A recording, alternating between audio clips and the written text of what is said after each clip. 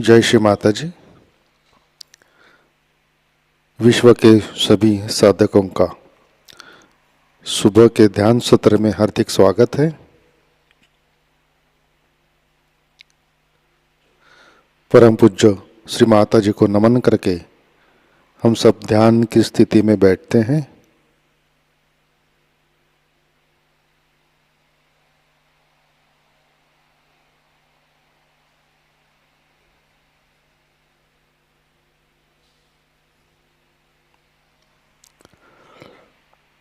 परम पूज्य श्री माता जी कृपा कर आज का ध्यान सत्र शुरू करने की अनुमति प्रदान करें।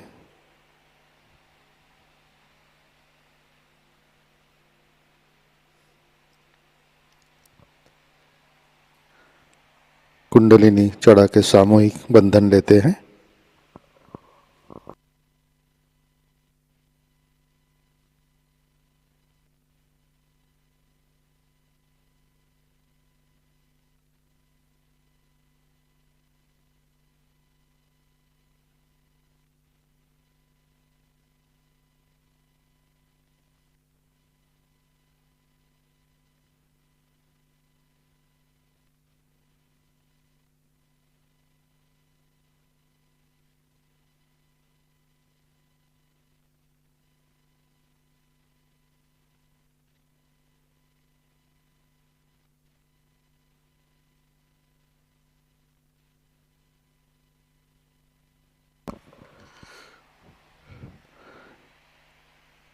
अपना चित्त हृदय में लाते हैं।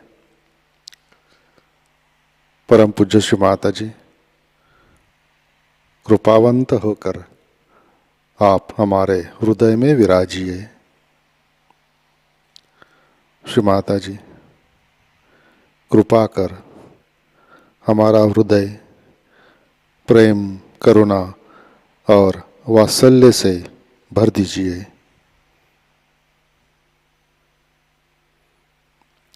श्री माता जी आपकी कृपा में हम केवल आत्मा हैं।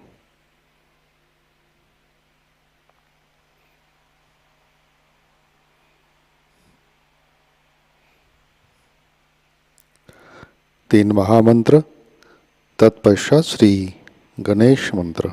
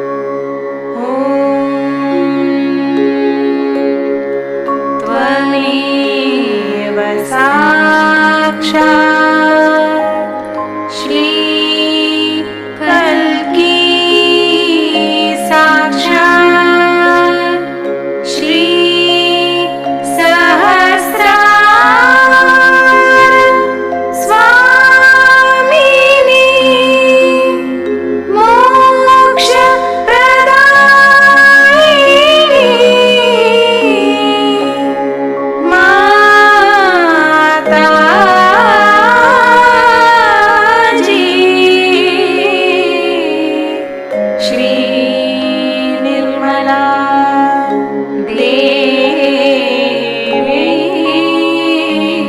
नमो नमः।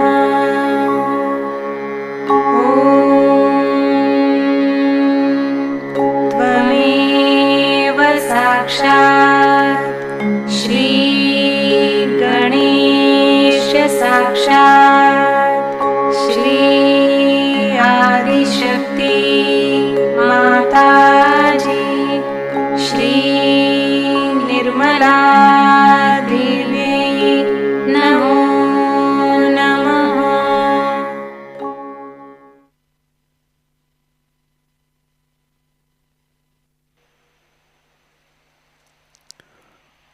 अपना चित्त मध्य नाड़ी से सहस्त्रार पर लाते हैं।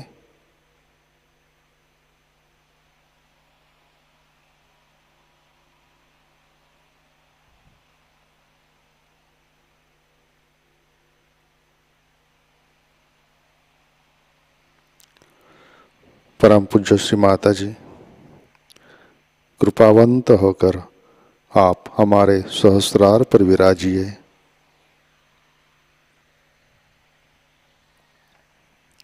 कृपा कर आप हमारा आत्म साक्षात्कार दृढ़ कीजिए।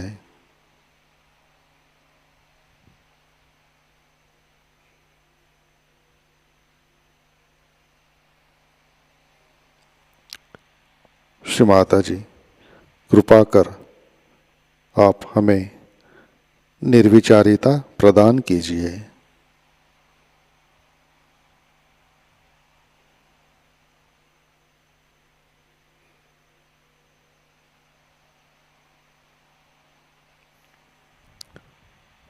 श्री माता जी, कृपा कर आप हमें ध्यान में स्थित कीजिए।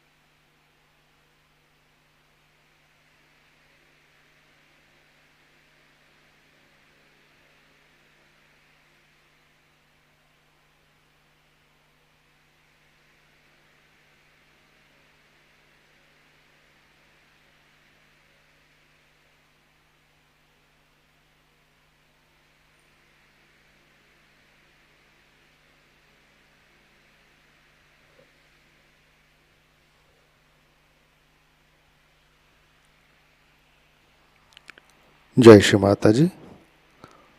इसी ध्यान की स्थिति में अमृतवाणी ग्रहण करते हैं।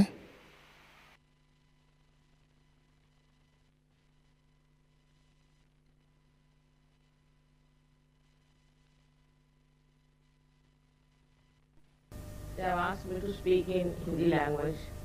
I think you people will excuse me. Later on, I'll explain to you what I said in short.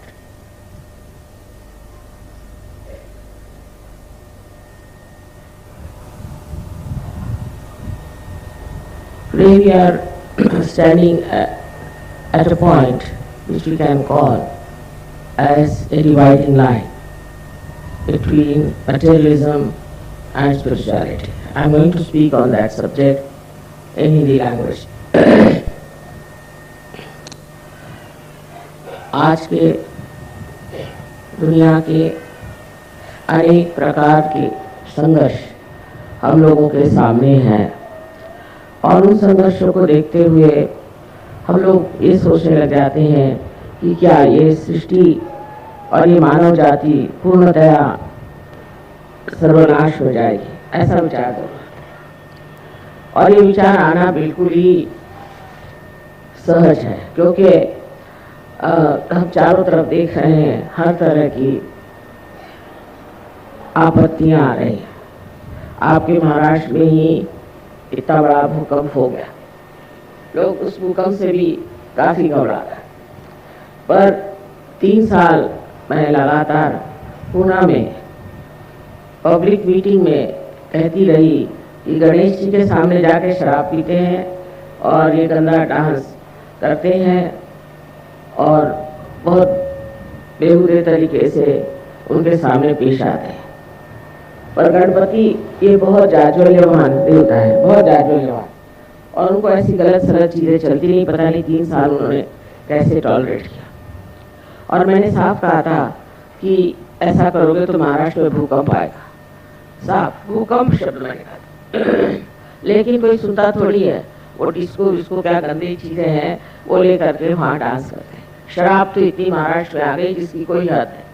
तो अब 2 तरह की जनता स्थापित हो रही मैं देख रही हूँ, एक शराबी कबाबी और बिल्कुल म्लेच्छ, और दूसरी एक शुद्ध पवित्र ऐसी सहज कम्युनिटी है।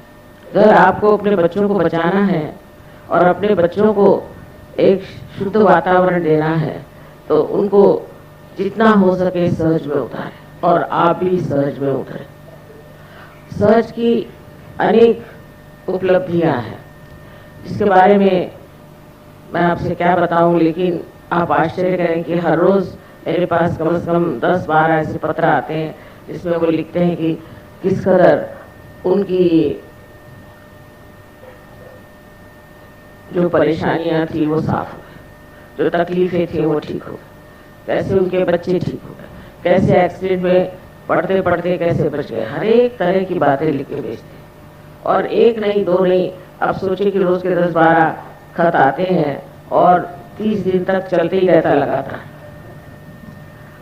तो अब मैंने कहा कि ये तो कुछ बताने का कोई अब मतलब सिलसिला नहीं बन सकता, क्योंकि इतने सारे उसके बारे में कैसे बताएं। लेकिन ये भी सोचना चाहिए कि सहयोगियों को जो आज लाभ हुआ है वो औरों को भी होना चाहिए और भी इसे प्राप्त करें और भी इसमें आ जाए। अब ये होता है कि हमारे यहाँ भी कुछ ऐसे लोग आए थे जो कि बहुत ही ज़्यादा जड़वादी है और उन्होंने बहुत सारी खराबियां लाई। अब धीरे धीरे एक एक को करके हमने कहा अच्छा आप चले जाइए, ये कर लीजिए, कोई व्यवस्था ऐसी हो जाए जिससे सहज योग का जो कुछ भी ऐसे तो कोई ऑर्गेनाइजेशन नहीं है, पर जो भी कुछ हम लोगों ने ये एक समाज तैयार किया है उसको देख करके लोग कहें कि ये कौन आ गए, ये तो कोई देवदूत दिखाई देते हैं, ऐसी सबको उम्मीद है।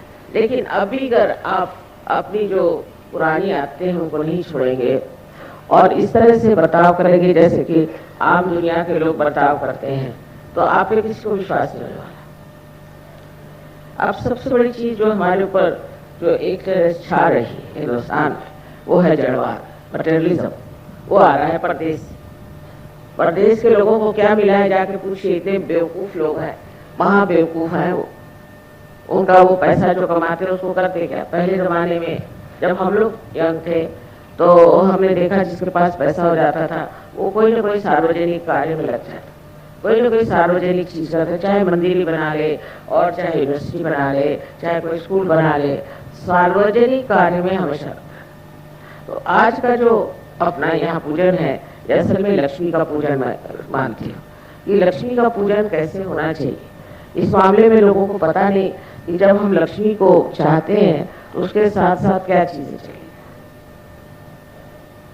इसलिए आज का पूजन लक्ष्मी पूजन है और इस फैक्ट्री में लक्ष्मी पूजन हुई, अच्छी बात है। सबसे तो पहले लक्ष्मी जी की आकृति के बारे में मैंने एक बार बताया और फिर मैं बताऊंगी कि लक्ष्मी में पहले सबसे पहली चीज ये है कि उसका जो रूप बनाया हुआ है वो ऐसा है कि जिससे बहुत सीखना। पहले तो ये कि जब लक्ष्मी स्वरूप आप देखा जाए तो उसके अंदर पहले उनका 2 हाथों में कमल का होना देखा जाता है, वो भी गुलाबी रंग के कमल। वो स्वयं गुलाबी या सफेद वस्त्र पहने हुए। गुलाबी वस्त्र का मतलब है कि प्रेम और सफेद का मतलब है वैराग। तो अधिकतर गुलाबी में ही होती है। एक आध बार मैंने उनको देखा है एक फोटो में, एक चित्र में, कि उनको सफेद भी पहना दिया, पर अधिकतर गुलाबी वस्त्र पहने होती है। इसका मतलब ये है कि लक्ष्मी जी जो है ये प्यार है और जो इंसान प्यार करता है उसी को लक्ष्मी प्राप्त होनी चाहिए, और दूसरों के हाथ में जाएगी तो लक्ष्मी अलक्ष्मी हो जाती। तो उनके हाथ में जो कमल के फूल है वो भी गुलाबी है, और इस कमल के फूल की विशेषता ये है कि इसके अंदर वो काटने वाला भूंगा, जिसके अंदर जाने कितने कांटे होते हैं, वो भी अगर आ जाए तो उसका आतिथ्य करते हैं, उनके अपने यहाँ रखते हैं। और जब पंखुड़ियाँ बंद हो जाती है तो बहुत संभाल करके उसको बंद करते हैं जिससे तकलीफ न हो, और वो रात भर भूंगा वास होता है।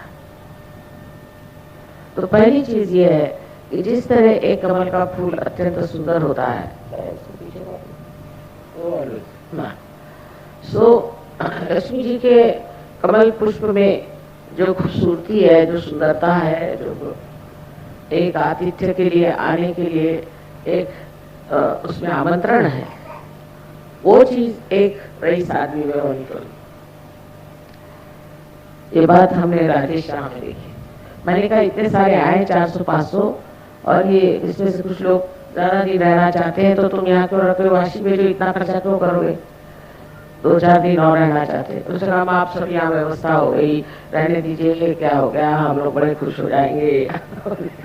अरे भाई तुम्हारा इतना पैसा खर्चा हो रहा है, कुछ उसको तो नहीं माँ बड़ी खुशी की बात है, ये लोग आ गए। ठीक है तुम्हारा अगर मन है तो रखो, पर खर्चा बहुत हो रहा है, मुझे अच्छा नहीं लगता तुम लोग बेकार में खर्चा। नहीं बेकार में नहीं, इससे बड़ा हमें आनंद आएगा। ये लक्ष्मीपति का लक्षण है। जो लक्ष्मीपति होता है उसके अंदर आनंद आना चाहिए कि 4 मेहमान हमारे घर आए, खाए पिए आराम से। ये तो लक्ष्मी का उपयोग है। कोई आप अपने मुंह पर वो नोटे लगा के तो नहीं घूमते ना, ये तो ऐसे किसी गधे को नोट लगा दो और घूमे और लक्ष्मीपति हो जाए। ये पहला लक्षण कि आप अत्यंत प्रेम से चाहते हैं कि लोग आए और हमारे लक्ष्मी तत्व में समाए और उसमें मजा उठाए। ये बड़ी भारी ऐसा सागर दिल होना चाहिए, और तभी लक्ष्मी ठहरती है। नहीं तो लक्ष्मी तो भाग गई। जैसे कोई आदमी है बड़ा कंजूस, उसके किसी तरह से पैसे निकल जाएंगे।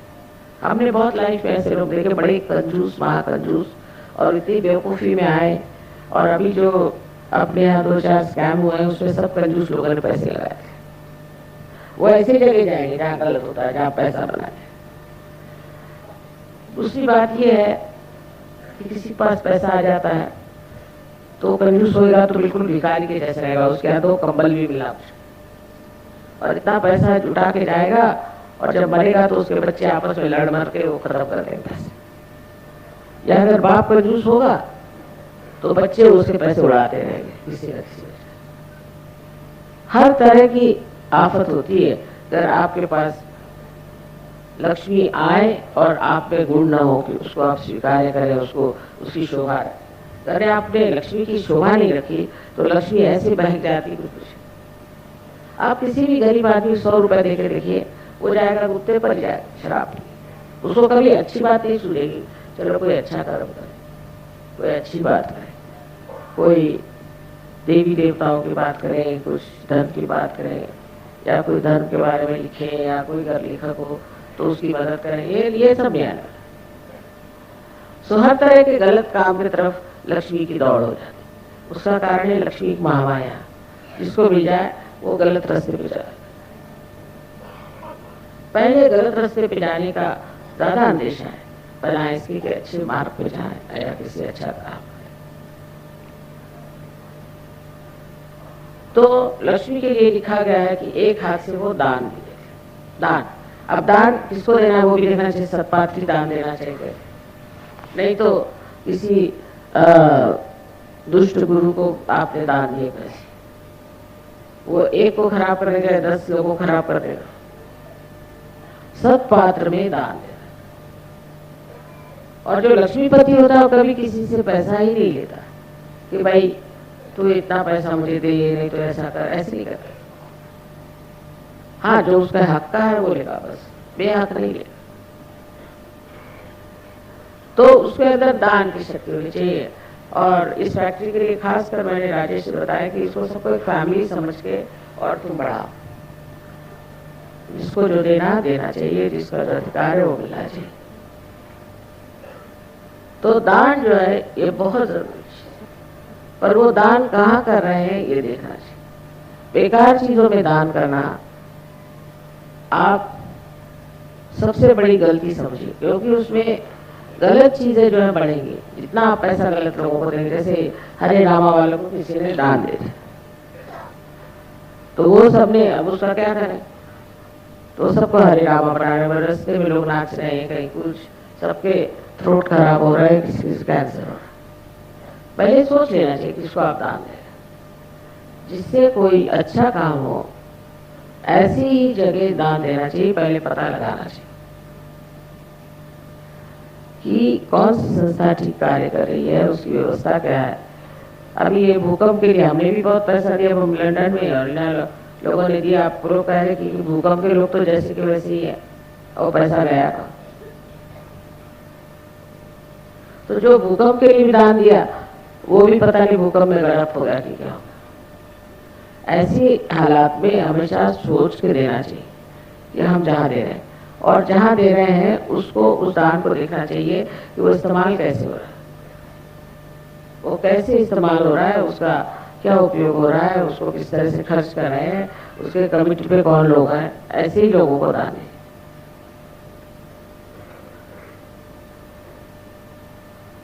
और ऐसे आदमी को अच्छा भी नहीं लगेगा कि सामने भूखा बैठा हुआ और आप अपने आराम से खा रहे हैं, उसके सामने खाना जाएगा ही नहीं आप। तो दान का मतलब ये भी होता है कि जो अपनी खुशियां हैं उनको बांट लेना, जो कुछ हमको मिला है उसे बांट लेना। और दूसरी उनकी और एक विशेष बात है कि वो सबको आश्रय देती है। ऐसा आश्रय, सब अपने आश्रित लोग हैं जो अपने यहाँ काम करते हैं, जिनसे हमारे सब चीजें चलती हैं, इन सब चीजों को आश्रय दे। वो भी आश्रय देते वक्त उसका सौजन्य होना चाहिए।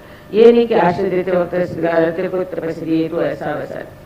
अपने घर में नौकर चाकर हैं, या खेतों में जो काम करने वाले आपके लोग हैं, फैक्ट्रियों में काम करने वाले हैं, जहाँ भी है, उन सब का मान रख के उनको आश्रय देना।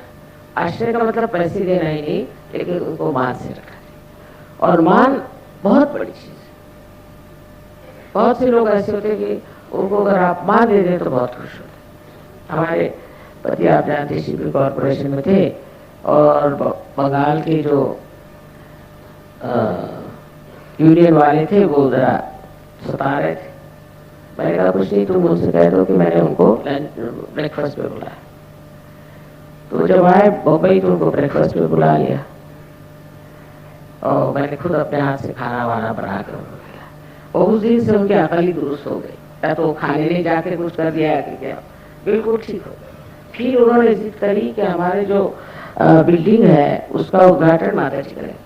तब मैं माता जी भी नहीं थी, उनको बुलाइए, उन्हीं से कराएंगे और किससे। अब मुझे भाभी जी कहते थे, अब इसी में उनको मान हो गया। उनके जो सेक्रेटरी साहब थे उन्होंने कहा माँ आप जब आएंगी यहाँ तो एक कप चाय जरूर मेरे यहाँ पीछे। मैं कहा ठीक है। मैं गई उनके घर जाके एक कप चाय पी ली। उसका एक बंगाली मिठाई दी थी और बहुत उनकी घर में सब पहले तो बंगाली लगती हैं, ये बहुत खुश हो गए और उस दिन से उनका भी झगड़ा पूरा खत्म। सो किसी को मान देने से झगड़े खत्म हो जाते। उसको लगता है इतना मेरा मान किया, मैं कैसे इसका अपमान करूं। तो एक तरीका जीतने का है, उस आदमी को मान दीजिए।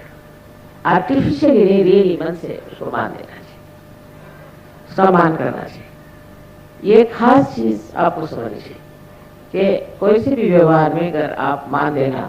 अब जैसे आपसे बताएं, यहाँ महाराष्ट्र लोगों को तो इसीलिए बिजनेस नहीं आता क्योंकि ये लोग फटाक फटाक बोलेंगे कुछ भी होंगे।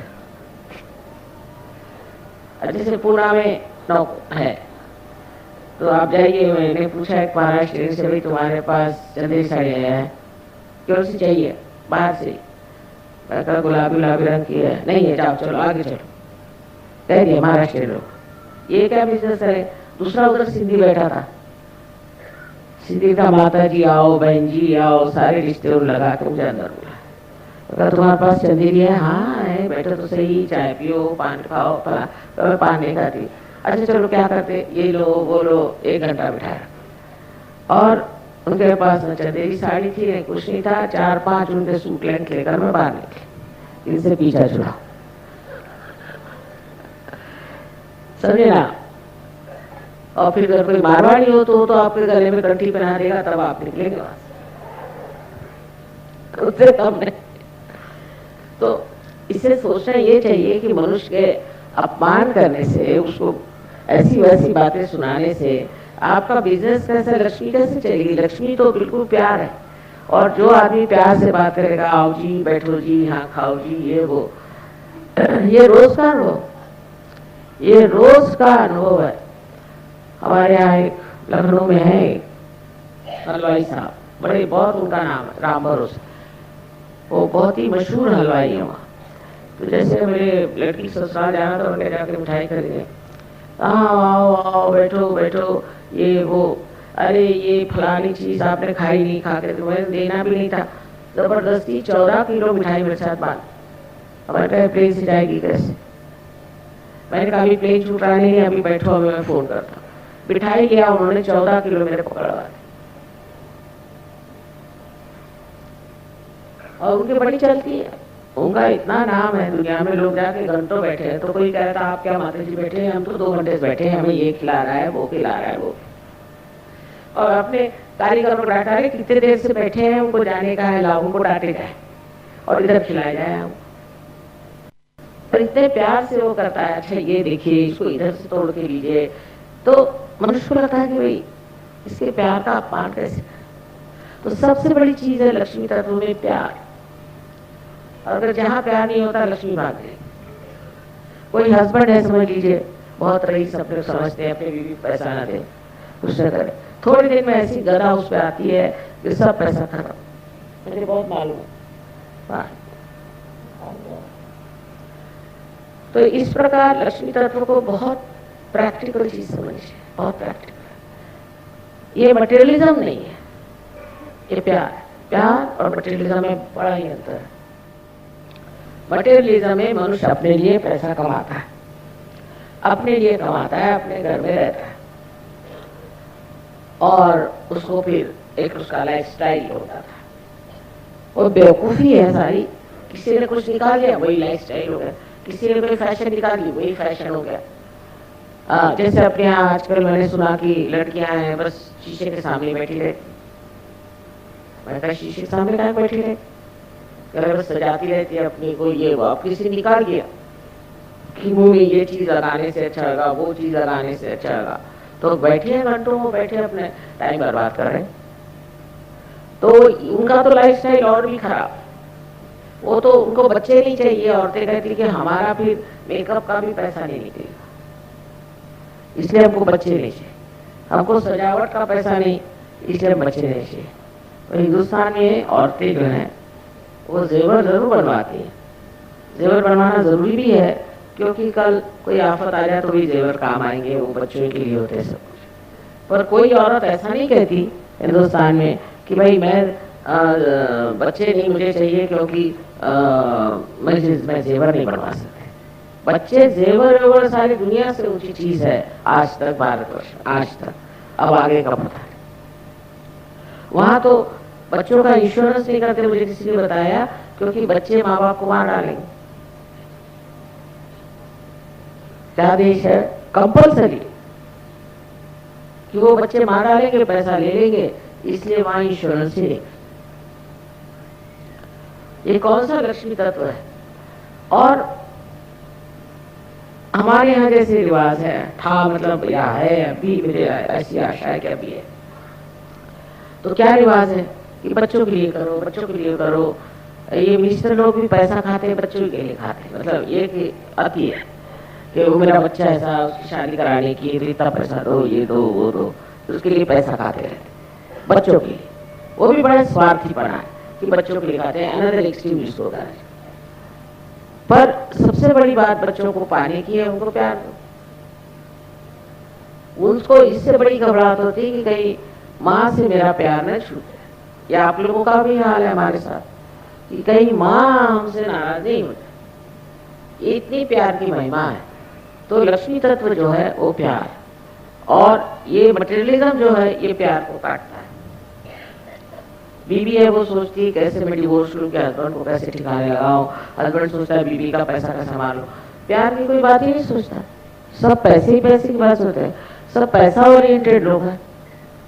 कोई ये चाहिए कि ये शादी से क्या होगा, ये बच्चों से क्या होगा, इससे क्या लाभ होगा, ये होगा। और प्यार जो है इस जड़ को, इस मैटर को कैसे इस्तेमाल करता है, जैसे कि आपको उससे प्यार, तो आप कर कह सकते हैं कुछ नहीं, नमस्ते कर लिया, फूल दे दिए, फिर मन नहीं माना, माए एक हम आपके लिए साड़ी लाए, आप ले लीजिए, एक बस एक, हमेशा के लिए एक ही, बस एक ले लीजिए, कृपया है। अरे भाई मेरे पास इतनी साड़ियां हैं, तुम क्यों ला? नहीं माँ बड़े इससे लाए हैं, हम आपके लिए लाए हैं। अरे मेरे इतना ज्यादा करेंगे कि मैं अच्छा बाबा दे दो साड़ी, दे दो, चलो। तो कभी कुछ तो कभी कुछ, माँ ये हम खास अपने हाथ से बुन के लाए हैं आपके लिए शॉल। अरे बाबा शॉल इतनी ज्यादा है, मेरी शॉलों से मैं भर गई, पर हमने तो अपने हाथ से बुनी, हमने अपने हाथ से एम्ब्रॉयडरी की है, ये चीज इतने प्यार से, कैसे मना कर देते? मेरे आंखों में आंसू आते हैं, मना करते, पर वो मैं नहीं लेती हूँ, करूँ क्या? अभी मैं इनसे कहती मैं रखूँ का, अभी एक घर बनाया, अभी दूसरा घर बनाना पड़ेगा, वो गोडाउन बना दिया मैंने उस घर का। अब किसी को बोलोगे नहीं तो वो इतने दुखी हो जाएंगे, ये पता नहीं क्या, रोते ही जाएंगे, माने लिया ही नहीं, माने लिया नहीं। अरे भाई अब क्या करना लेकर? प्यार बांटने के लिए ये मैटर है। अब जैसे ये फूल लगा दिए, ये ऊपर से छत लगा दिया, ये सजावट कर दी, इसकी कोई जरूरत नहीं थी, ऐसे भी सब हो सकता। पर ये अपना प्यार कैसा दिखा है माँ के लिए? कोई हमारे यहाँ उत्सव होता है, कोई भी चीज होती है, तो हम लोग उसमें अपना प्यार जताने के लिए न जाने क्या क्या चीजें करते रहते हैं। मैं पोलैंड गई थी तो 2-3 बार गई हूँ, 3-4 बार, तो आप लोगों के लिए वही चीजें कुछ खरीदती हूँ। तो बोले ये वहाँ की औरत कहने लगी कि आप बहुत नोबल है, बहुत बढ़िया है। मैंने कहा क्यों भाई, क्या क्या? मैंने पहले आप हमेशा दूसरों के लिए खरीदते हैं, अपने लिए कुछ खरीदते नहीं। मैंने कहा मेरे पास बहुत पड़ा है, तो वही बेच डालो, अभी बहुत आ रहा है। इस तरह से समझ आ जाता है कि दान बहुत बड़ी चीज। और हमने अपने जीवन में ऐसे ऐसे लोग देखे कि जो तो बड़े दानी थे, एक राव बहादुर डी लक्ष्मी नारायण करके थे तो शायद वो मारवाड़ी थे, लेकिन बाद में जाके मद्रास में सेटल हो गए, बहुत रईस आदमी थे। तो उन्होंने एक लड़की को पाला, तो कुछ लोग लालची लोगों ने सोचा इस लड़की की शादी कराने पहुंचे, तो उन्होंने बता दिया कि मैंने सारा पैसा मेरी यूनिवर्सिटी को दिया है, इस लड़की की शादी में सर्वसाधारण शादी में करने वाला। बात है वहां से कोई उस लड़की की शादी करने को तैयार। वो सुंदर थी, बहुत गुणी थी और उसको बहुत सारी चीजें आती थी, पर नहीं, इनकी लड़की इसलिए हम शादी करने आए थे, तो ये तो कुछ हमको पैसा नहीं देने वाले, तो बात है।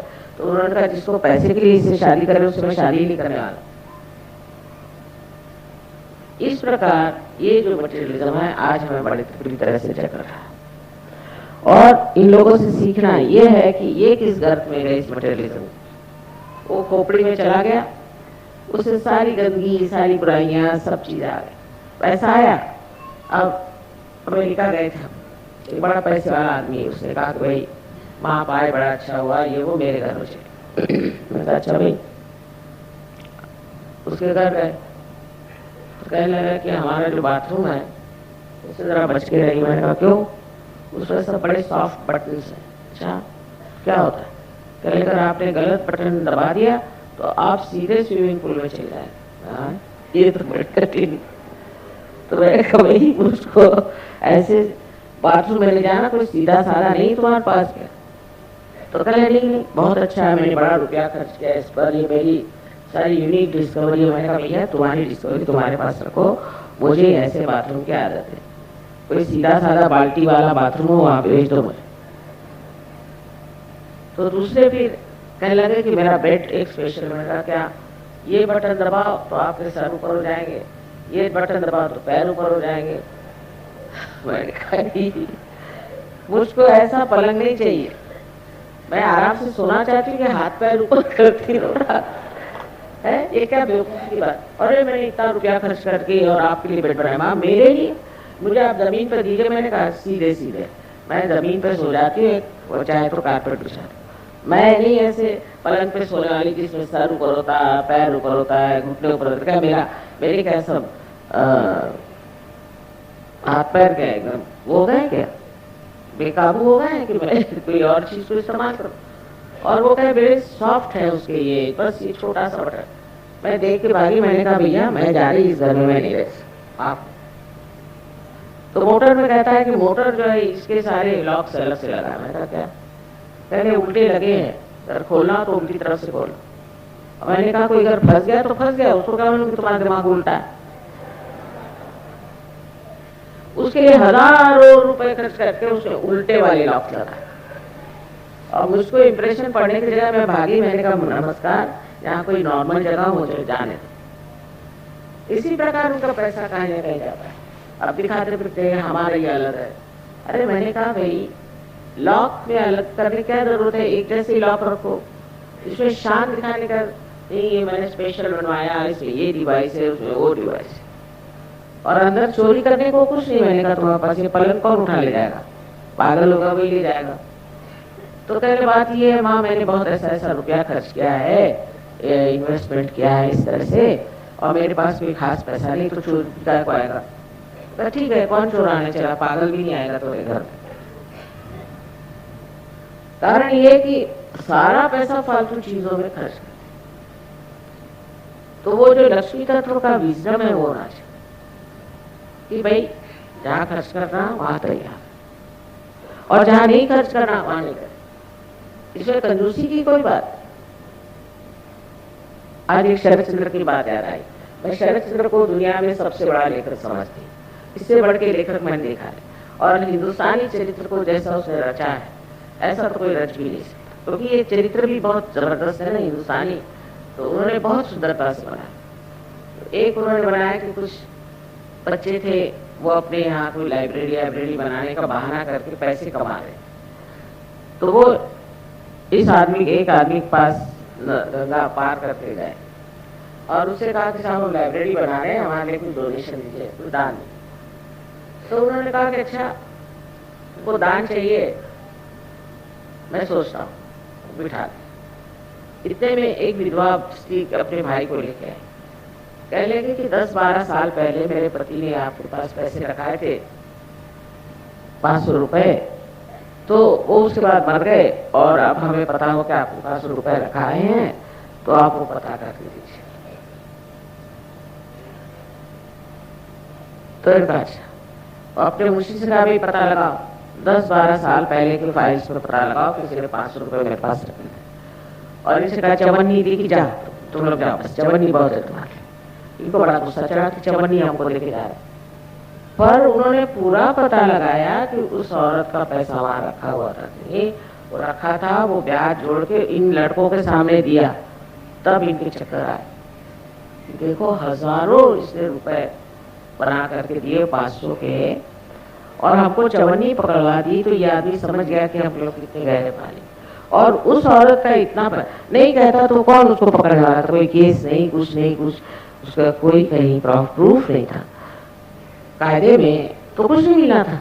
लेकिन उन्होंने उसका सारा पता लगा के कि कितना रुपया हुआ, क्या हुआ, और सब कुछ करके उसका पैसा वापस कर कि हमको ऐसे किसी पैसे नहीं। ये लोग चक्कर में आ गए कि ये क्या चरित्र है, देखो कि हजारों रुपए इस आदमी को दे दिए 500 रुपए के, और हमको चवन्नी पकड़वा दी, सब नीचे गर्दन करके। सर ईश्वर चंद्र की लीला है, इस तरह से वो जिस तरह से कहते हैं। पर मेरे ऊपर इतना मार्मिक उसका असर हुआ कि जो अच्छी बात है, जो धार्मिक बात है, जो लक्ष्मी तत्व की बात है, वो करना चाहिए। ये अपने 4 लड़के उठ के चक्के चले आए कि लाओ हमको पैसे दो, उनको पैसा देना तो अपात्र में दान है, लेकिन जिसका है, जिसका ड्यू है, वो देना चाहिए। और हमारे साथ भी है, हमारे पास अगर किसी का पैसा हो ना, तो पूरी समय वो बात दिमाग में आती है, दूसरा पैसा देने का, पैसा देने का, पैसा देने का। वो दूसरा भूल भी गया होगा, लेकिन मेरे 2 रुपए भी किसी के लिए तो वो मेरे दिमाग घूमता ही है, पता नहीं कैसे। अब मैं कितना कहती हूँ चलो हो गया दे देंगे, ऐसा नहीं घूमता ही है, जब तक उसको पैसा नहीं देंगे नहीं। ऐसे सहयोगियों का होना चाहिए। एक तो किसी से उधार मत लो, और लेना हो तो पहले लीडर से पूछो, और जैसे उधार लो उसके बाद वो वापस कर देना। लक्ष्मी तत्व में उधारी बहुत खराब, और लेना ही पड़ता है कभी कभी, समझ लीजिए। तो एक एक पैसा उसका छुटा देना चाहिए, ये बहुत जरूरी है, नहीं तो लक्ष्मी तत्व जो है खराब होता है। बहुत से लोगों को ये भी आदत है, जैसे कुछ हुआ आधा रुपया रोक लिया, बहुत गलत बात, कभी नहीं रोकते। हाँ, काम पूरा होने पर पूरा पैसा दे देते। एक तरह की ये अपने व्यक्तित्व की ईमानदारी, कम से कम इतना सहयोग में आना चाहिए कि अपने व्यक्तित्व की ईमानदारी है, जिसका पैसा लिया है वो वापस कर दे। दूसरे दान के बारे में भी अपने को ये नहीं सोचा मैंने तेरे को इतना दान दिया, मैंने तेरे को इतना पैसा दिया, ये सोचा कि आपका ध्यान हो गया व्यर्थ दान। हम अपने पिता के एक किस्सा सुना कि उनकी आदत थी कि हर संडे को वो कंबल, नहीं तो टॉवेल्स, नहीं तो चादरें, नहीं तो ऐसी चीजें बांटते थे। बहुत से लोग आते थे लगातार लाइन, और ये दिए जा रहे दिए जा रहे दिए जा रहे। तो लोगों ने पूछा कि भाई ये क्या करते हैं आप लोग, 2-2 3-3 चीज ले जा रहे हैं, आप आखिरी चेक करके दे रहे हैं। तो कोई देने वाला देता है और मैं बीच में खड़ा हूँ। उसको क्या, जो देने वाला वही देखे, 2 चीज है चाहे 3 चीज है, जो भी ले जाना ले जाए, उसमें मैं क्या करूँ, मैं तो देने को लाया हूँ। ये तो देने वालों को देखना चाहिए कि देना क्या है और किस चीज को देना। मैं तो आँख नीचे करके इसलिए खड़ा हूँ, ये सब लोग मुझको ही धन्यवाद दे रहे हैं, तो मेरी तो आँख नहीं उठी। ऐसे ऐसे बड़े लोग हमने देखे। मैंने अभी कल परसों के किस्सा सुनाया कि हमारे घर में सब दरवाजे खुले रहते थे हमेशा, जब तक मेरी शादी हुई सारे घर के दरवाजे खुले थे। फादर कहते थे अपने यहाँ कौन चोरी भी कर ले जाए। एक सिर्फ चोरी हुई तो एक आदमी आया ग्रामाफोन उठा के ले, तो फादर सवेरे उठ के कहते हैं अरे बड़ी दुख की बात है, सिर्फ ग्रामाफोन ले गया, उसके पास रिकॉर्ड नहीं है, तो रिकॉर्ड कैसे बजाएगा, वो कहाँ से पैसे लाएगा रिकॉर्ड। तो बड़ा हमको दुख था। तुम्हारे तंग आके का अच्छा पेपर में दे दो, तो भैया रिकॉर्ड रखा है तो आकर अपने रिकॉर्ड से कहले हम तो ग्रामोफोन कल खरीद ही सकते हैं, रिकॉर्ड कैसे खरीदे, वो कहाँ से खरीदेगा। अरे चोरी की परवाह कि वो रिकॉर्ड क्यों नहीं ले गया, अब वो बजाएगा क्या। अभी कोई तो भी संगीत का शौकीन है जो ग्रामोफोन ले, तो अभी बजाएगा क्या। और बाकायदा मतलब उनका यही लगा रहा कि अगर वो आ जाए तो उसको रिकॉर्ड दे देना, और वो आया ही नहीं कभी, और उनको ये लगा रहा कि बेचारा कैसे बजा रहा होगा। इस तरह के लोग हमने देखे हैं दुनिया बहुत, और कभी उनको दिक्कत नहीं, पैसे कभी कोई दिक्कत नहीं हुई, कभी तरह परेशानी नहीं हुई, कुछ नहीं हुआ। इस वक्त इलेक्शन में उनको खड़ा होने के लिए वल्लभ भाई पटेल ने लिखा तो उनका कि मेरी अभी तबीयत ठीक नहीं तो मैं नहीं खड़ा हूँ, तो मैंने 3,000 रुपये भेजे उस दिन, तो उन्होंने वापस किए कि अगर 3,000 रुपये दे करके और मुझे अपने जीतना है तो मुझे नहीं चाहिए। मैंने उसका एडवर्टाइजमेंट नहीं करना, कुछ नहीं करना, वैसे ही खड़ा हो। तो खड़े हो गए तो जीत तो गई ही, पर तो उनकी राइवल थे, उनके सारे विचारों के जमीन जो पैसे थे वो सारे जब्त किए। तो जिन्होंने इतना देश का कार्य किया है, जिन्होंने इतना नाम कमाया है, जिन्होंने सबकी सेवा करी, उनको रुपया पैसा खर्चा करने की जरूरत है? लक्ष्मी तत्व ही नहीं ना उनके अंदर, असलियत नहीं है। अब ये आजकल के ये जो आए हुए हैं इलेक्शन वाले लोग, इनके पास है क्या? इनके पास कोई सेवा भाव है कि कोई बड़प्पन है कि कुछ है? नहीं, कहीं के आ गए और पूंजे अपने, और वो कहते हैं कि हम तो पैसा लागत लगा रहे हैं, हम 10 लाख लगाएंगे तो 25 लाख कमाए। लगाने की जरूरत इसलिए कि आपकी अपनी कोई कीमत ही नहीं है।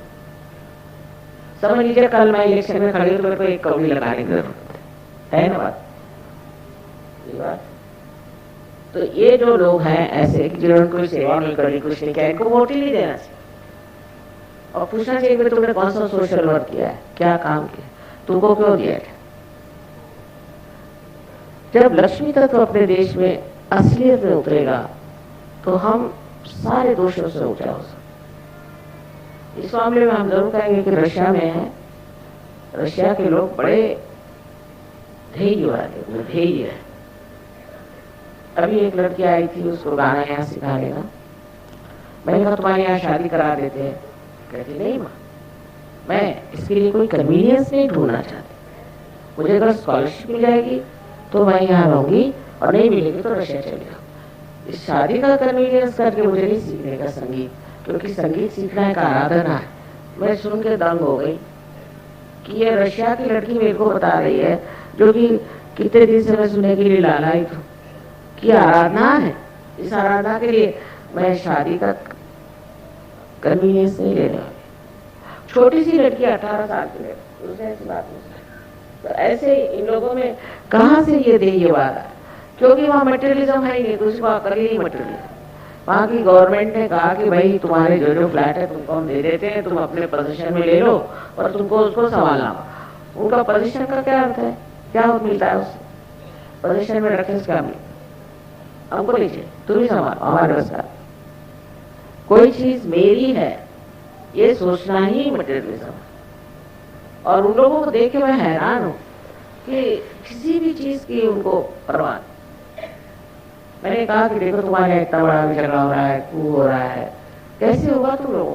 कहे वहां हम तो भगवान के दरबार में आ गए ना, तो अब क्या काम है, हमें क्या करना, छोड़ी इस गवर्नमेंट को मरने दीजिए, चाहे कुछ होने दीजिए, हमसे तो मतलब। मैंने कहा ये क्या कम्युनिज्म में ये मटेरियलिज्म से ऊपर उठ गए।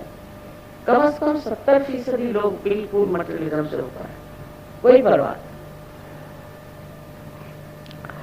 नहीं। इनकी सेवा में देख के हैरान हुआ। छोटा सा घर लिया मैंने, आके रहते हैं, कहाँ रहते हैं पूछा तो इन लोग के छोटे छोटे वहाँ गार्डन होते, उसके बिल्कुल छोटे छोटे कमरे होते, वहाँ रहते।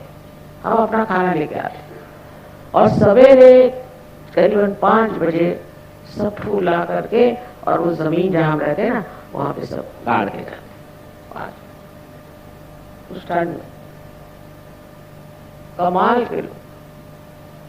ये मटेरियलिज्म ने हमको खराब किया। 4 साड़ियां बहुत है उनके लिए, बस 4 साड़ियां। और मेरे लिए उनको होता है कि हमारे लिए साड़ी नहीं है। मैंने कहा भैया मेरे पास बहुत साड़ियां हैं, काय को मुझे साड़ियां देते रहते हो तुम? नहीं, वहाँ हम लोग का मन ऐसा करता है कि एक आपको साड़ी। ऐसे मोहब्बती लोग,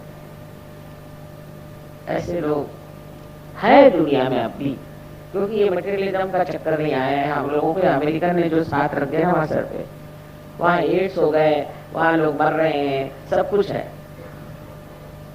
पर कुछ पूछे ही नहीं। जो हालत वहाँ है, अभी किताबों में सब लिखने वाले हो कि तमाशा क्या है, इसके पीछे मतलब समाधान, सहजों के लिए समाधान उसका मतलब है, समाधान। और समाधान में रह करके आप एहसास करें कि हमें जो मिला है बहुत, इसी आनंद में रहे, फिर अनेक चीजें मिलती। इसमें तो धन संपत्ति तो मिलती है सहजों में, छोटे शक में, लेकिन समाधान ही होना चाहिए। नहीं तो कुछ भी मिले फायदा क्या, आपको समाधान है।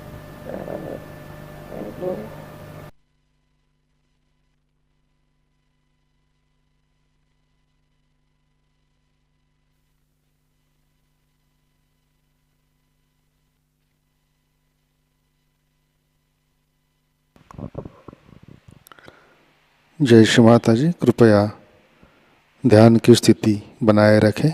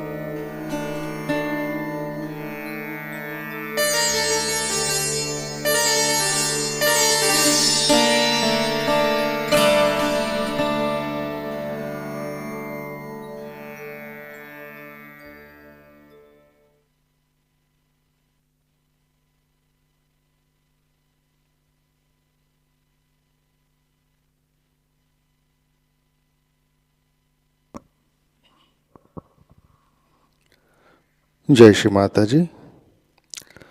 परम पूज्य श्री माता जी के श्री चरणों पर प्रार्थना अर्पित करते हैं। परम पूज्य श्री माता जी, आज का ध्यान हम सब आपके श्री चरणों में समर्पित करते हैं। श्री माता जी, कृपा कर आप हमें जड़वाद से दूर रखिए। श्री माता जी, कृपा कर हमारे अंदर श्री लक्ष्मी तत्व प्रस्थापित कीजिए। हमें सुख शांति और समाधान दीजिए। श्री माता जी, कृपा कर आप हमें दानशूर बनाइए। एक दूसरे का मान सम्मान रखने की प्रेरणा हमें दीजिए। प्रेम और करुणा से हमें परिपूर्ण कीजिए।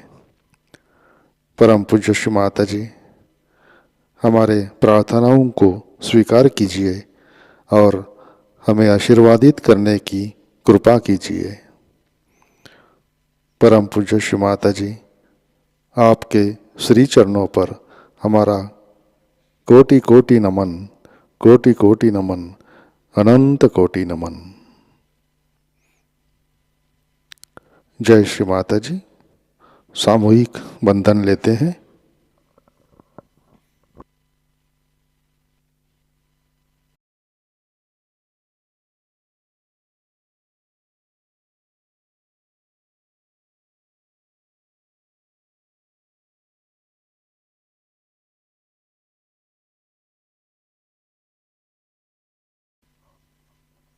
आज का ध्यान सत्र यहीं पे संपन्न होता है।